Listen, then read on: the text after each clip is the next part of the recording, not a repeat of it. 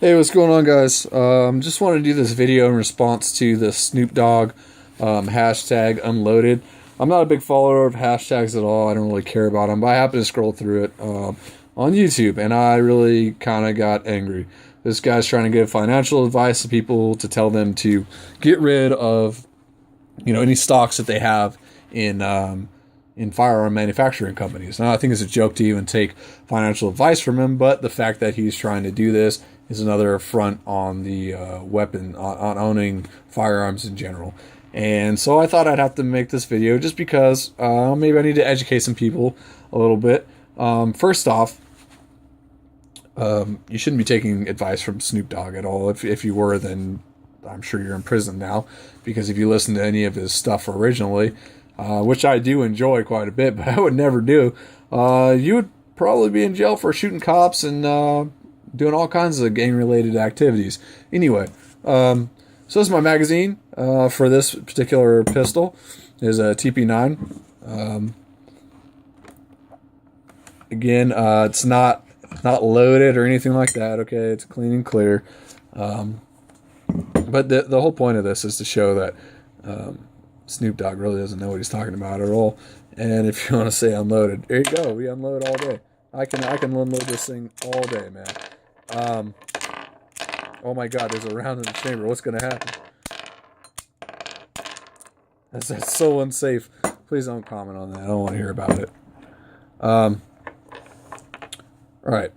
So look at this gun didn't shoot or anything, and the round was backwards in the in the chamber, and oh my God, it could have got up in there somehow.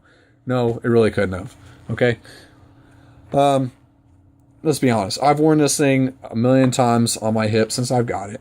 Maybe not a million times. I'm over exaggerating, obviously, but I've worn it quite a bit, and it's never gone off for no reason, just like any other firearm I've ever owned or handled or anything like that. Unless you squeeze the trigger, nothing's going to happen. Unless you don't have an inertial block or whatever, in which case we can get into that, in which case you just don't carry around in the chamber.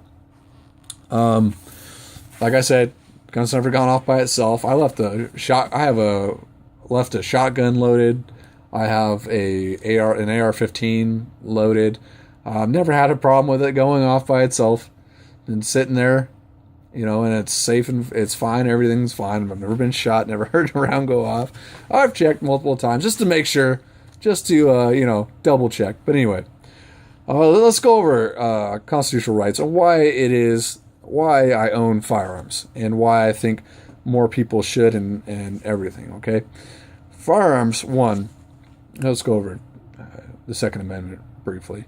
The Second Amendment's there to protect your other rights, okay? It's really there to protect you from tyranny, foreign or domestic. Doesn't really matter.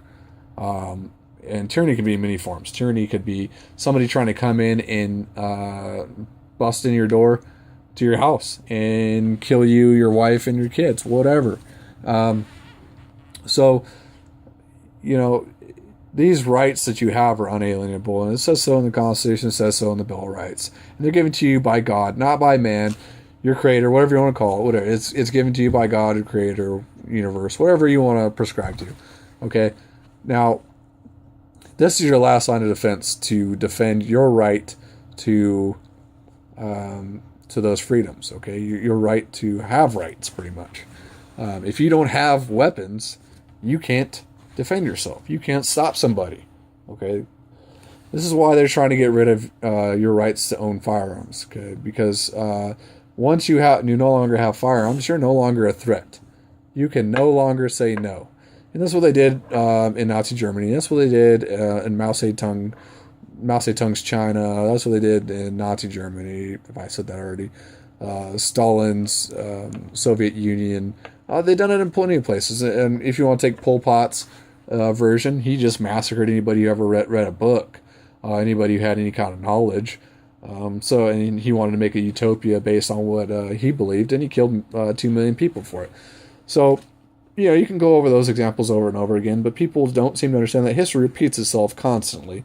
So the thing that I'm advocating for is understand that this is your last line of defense for your other freedoms, okay? And now I understand that the First Amendment has been attacked as well, because I was in Chicago in 2012, and I saw freedom of speech zones. Okay, and I think this is where they first tested it out, because I know they did it at Mr. Bundy's ranch in Nevada. They had a free speech zone. Sorry, I can't speak today.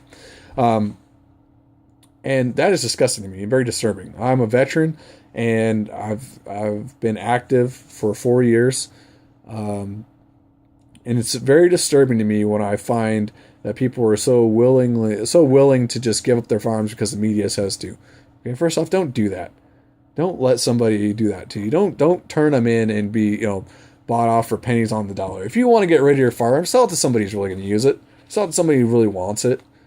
Because it's just getting rid of something. The government's just going to destroy it. Whatever it is. NYPD, Chicago PD, anywhere. Okay? They're just going to take those weapons. They're going to destroy them. They might even sell them. I don't think so, though. Honestly, to tell you the truth, they probably just cut them in half and get rid of the dang thing. But there's been too many experiences in my life to tell me that carrying this will help me protect myself and my wife.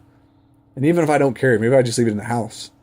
I've not had anybody try to kick my door in, but I had weapons presented at me by individuals who were not friendly. You could say that, okay? And I was not the one I was not escalating the situation whatsoever. And if I would have had a pistol like this on my hip or concealed carry, I would prefer to have concealed carry. I just don't have it right now. That's my own fault, but I'm working on it. And if I would have had that, I would have been able to defend myself a lot better. And I would have I did de-escalate the situation as best as possible. And that's your number one job, even when you conceal carry or open carry. De-escalate the situation, get away from it. You don't want to end it in a unnecessary bloodshed. You don't want that. And I'm not advocating for that. What I'm saying is firearms are defense, are great for defense and great for what they are. And just understand that when you have people like Snoop Dogg and politicians coming out saying 30 caliber round clip magazines, they have no clue what they're talking about, and all they care about is digging at your rights one bit at a time. Okay, and they're going to continue to do that until they basically have it so you have no more rights. You can think that you're free, but you're not really. Okay, so this is your last line of defense against total tyranny, and please understand that just because it doesn't affect you directly, say you're a hunter and they're coming after AR-15 guys, you need to stand up for those AR-15 guys, okay? Because they're going to do it little by little until there's nobody else to stand up. So please realize what's going on and do something. There's plenty of places to do that. We the People is a great site. Writing letters is a great thing to do. But just do something, okay? I'm running out of time. You guys have a good day. Take it easy. Please remember, this is the way that you defend your Bill of Rights and your Constitution. So please continue to do that. And protect yourself. Cops can't always make it to you. Cops make it at the end. They make it to you after the fact. So, and any police officer or sheriff will tell you that. So please just realize what's going on. And you guys have a great day. And take care. And I hope this maybe educated you a little bit. All right. I'm out of here.